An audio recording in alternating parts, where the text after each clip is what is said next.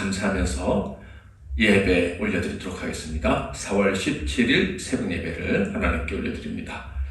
오늘 하나님께서 주시는 은혜의 말씀은 시편 119편 113절에서 120절 말씀이 되겠습니다. 시편 119편 113절에서 120절 말씀을 봉독해 드리겠습니다. 내가 두 마음 품은 자들을 미워하고 주의 법을 사랑하나이다. 주는 나의 은신처요 방패시라. 내가 주의 말씀을 바라나이다. 너희 행악자들이여 나를 떠날지어다. 나는 내 하나님의 계명들을 지키리로다. 주의 말씀대로 나를 붙들어 살게 하시고 내 소망이 부끄럽지 않게 하소서.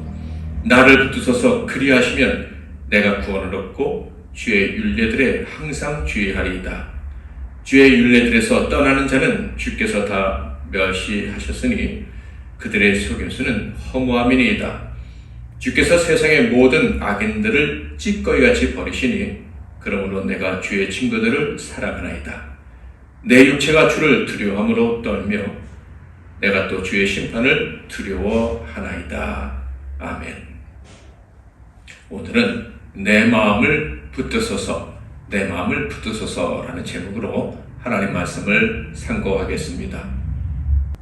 방금 읽은 오늘의 본문 말씀은 시편 119편의 15번째 연입니다. 얼핏 이런 생각이 들었어요. 바리새인의 기도가 생각난다라는 것이죠. 즉, 난 다르다, 난 구별되었다, 난 저들과 같지 않다라는 바리새인의 기도와 좀 비슷한 것 아닌가 하는 생각이 얼핏 들었다라는 거예요. 바리새인이 뭐라고 말합니까? 누가복음 18장 11절에 보면 바리새인은 서서 따로 기도하여 이르되 하나님이여 나는 다른 사람들 곧 토색 불의 간음을 하는 자들과 같이 아니하고 이 세례와도 같이 아니함을 감사하나이다.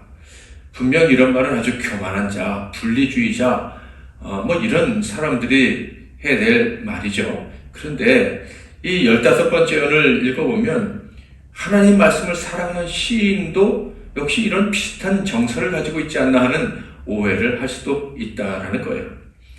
시인은요, 나는 다른 사람들과는 다르다. 이 정도로만 말하고 있는 게 아니에요. 심지어 미워한다. 그러니까 나를 떠나라. 너희들은 멸시받아 마땅하다. 너희들은 다 버림받는다. 심지어 너희들은 완전히 나랑 구별된다. 나는 너희들로부터 도망가서 나는 피할 것이다. 이렇게까지 이야기를 하고 있다는 거예요. 볼까요? 113절. 내가 두 마음을 품은 자들을 미워하고. 그러니까 어떤 사람인지 그 사람은 이 시인의 엄청난 미움을 받고 있는 거예요. 미워해서요. 115절에 보면은 너희 행악자들이여 나를 떠날지어다. 같이 살 수 없다라고 얘기를 하고 있어요. 그리고 118절에는 주의 율례들에서 떠나는 자는 주께서 다 멸시하셨으니 그들의 속임수는 허무함이니이다. 너희들은 멸시받아 마땅하다. 허무한 인생이야. 내가 너희들과 같이 한다면 나 또한 허무한 인생이 되겠지. 그러니까 같이 할 수 없어. 119절에는 주께서 세상의 모든 악인들을 찌꺼기같이 버리시니 너희들은 버림받아 마땅하다. 심지어 너희들과 나는 다르다라고 했을 뿐만 아니라 114절을 볼까요? 주는 나의 은신처요 방패시라. 그들을 피한다. 그들은 나랑 같이 있어서는 안 되는, 나는 그들과 접촉조차 하기 싫다. 이렇게 얘기를 하고 있어요. 당연히 동거하다, 같이 산다라는 것은 불가능한 것이겠죠. 자, 그렇다면 이 다른 사람들, 시인이 이토록 꺼리고 멀리하고 도저히 같이 살 수 없다고 말하는 사람들은 어떤 사람들입니까? 여러 가지 특징들을 보여주고 있는데 113절에서는 그들은 우유부단하다라고 얘기합니다. 두 마음을 품었다. 115절에서는 행악자들이다 이렇게 얘기를 해요. 그리고 118절에는요. 방황하는 자들이다라는 거예요. 주의 율례들에서 떠나는 자는 주께서 다 멸시하셨으니 그들의 속임수는 허무함이니이다. 쉽게 말하면 왔다가 갔다가 왔다 갔다 하는 사람이에요. 하나님 말씀에 어느 날은 순종하는 것 같다가 하나님 말씀이 너무 좋습니다. 뭐 이렇게 얘기했다가 조금 있다 보면 하나님 말씀을 안중에도 없고 세상 방식대로 자기 마음대로 사는 사람들. 그래서 결국은 거짓말쟁이라는 거예요. 하나님 말씀을 사랑하는 것처럼 했지만 실제로는 그렇지 않은 속임수를 쓰는 사람들. 그러니까 이 사람들은 방황하는 사람들이라는 거예요. 여기도 저기도 마음을 붙이지 못하는 사람들. 그리고 19절에는 사악한 자들. 하나님이 찌꺼기같이 버리실 정도로 아무런 가치가 없는 사람들이라고 얘기를 하고 있어요. 이 사람들과 나는 다르다. 이 사람들과 같이 살 수 없다. 이 사람들로부터 도망쳐야 된다. 피해야 된다. 뭐 이렇게까지 시인이 강력하게 얘기하고 있습니다.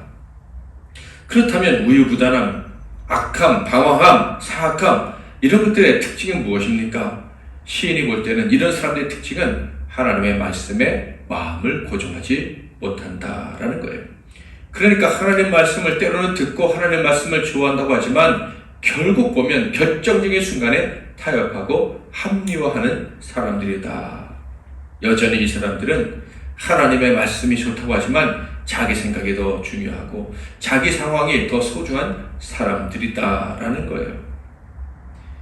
시인은요 절대로 이 사람들과 함께할 수 없다고 얘기하고 있어요. 왜냐하면 완전히 다른 세계에 속한 사람들이라는 거예요. 하나님의 말씀에 온 인생을 걸고 살아가는 사람과 하나님 말씀이 아닌 세상에 적을 두고 살아가는 사람은 같이 살 수 없는 거예요. 북한 정권에 복종하는 사람과 이 대한민국 자유에 기뻐하면서 자유를 누리며 살려가는 사람이 어찌 함께 살 수가 있겠습니까? 특별히 이 사람들이 이렇게 우유부단하게 하나님께 마음을 고정하지 못하고 사는 이유는 무엇입니까? 바로 120절에 나와 있어요. 내 육체가 주를 두려워함으로 떨며 내가 또 주의 심판을 두려워하나이다. 시인과 이 사람들의 극적인 차이는 바로 하나님을 향한 태도인 거예요. 시인은 하나님을 두려워합니다. 그 말씀에 내가 복종하지 못할까 두려워합니다. 그 말씀에 순종하면서도 혹시라도 그 말씀에서 내가 어긋난 적이 있지는 않을까 두려워합니다. 그런데 이 사람들에게는 그런 마음이 없는 거예요.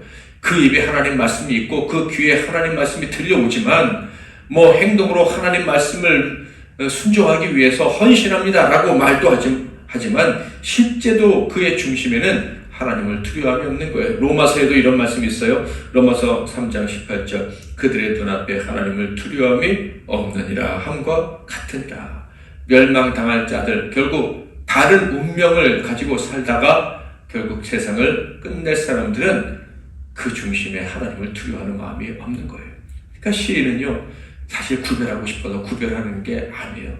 끝까지 함께하고 싶지만 함께할 수 없는 사람들이 있다는 것을 인정할 수밖에 없기 때문에 이렇게 고백하고 있는 거예요. 시인은 분리주의자가 아닙니다. 그의 마음엔 사랑이 있어요. 그리고 사랑하는 것들을 끝까지 지키려는 그런 흔들리지 않는 진심, 중심이 있어요.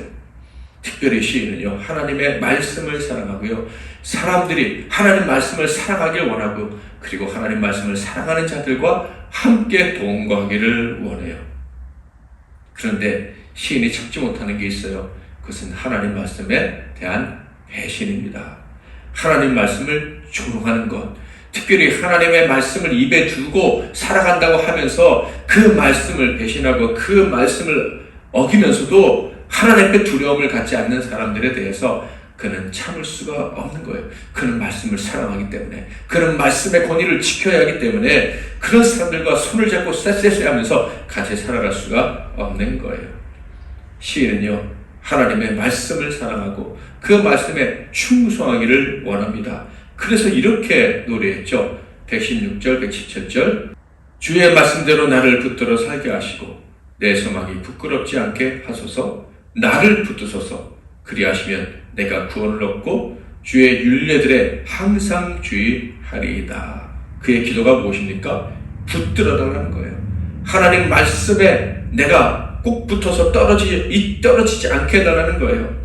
말씀대로 살면서 거기서 누리는 소망, 말씀 때문에 주시는 구원, 말씀에 순종하며 살아가는 삶, 그것에서 떨어지지 않도록 나를 꼭 붙들어 달라고, 말씀을 향한 내 마음이 조금 더 변하지 않도록, 말씀을 향한 나의 태도가 조금 더 흔들리지 않도록 도와달라고, 이것이 그의 기도인 거예요. 시인의 마음이 무엇인지 아시겠습니까? 사람들과 분리가 되더라도, 함께하던 사람들과 떨어지더라도 그는 포기할 수 없는 게 있었습니다. 그것은 하나님을 경외하는 거예요. 하나님을 두려워하며 살아가는 거예요. 그래서 하나님 말씀에 철저히 복종하며 하나님 말씀에 의지해서 살아가는 삶, 그것이 그에게 절대로 포기할 수 없는 최고의 가치였다. 그런데 그것을 쉽게 버리는 사람들, 그것을 쉽게 포기하는 사람들, 그들에 대해서 시인은 참을 수가 없었던 거예요. 그들이 자기로부터 떠나기를 바라고 자기는 그들로부터 도망가기를 원했어요. 왜냐하면 그들의 생각과 자신의 생각을 섞을 수가 없기 때문에, 그들의 운명과 자기의 운명이 섞일 수가 없기 때문입니다. 사랑하는 성도 여러분, 하나님께서는 두 마음을 품은 자를 싫어하신다는 것을 아실 거예요. 하나님 말씀 앞에서는 절대 우유부단함이 있어서는 안 됩니다.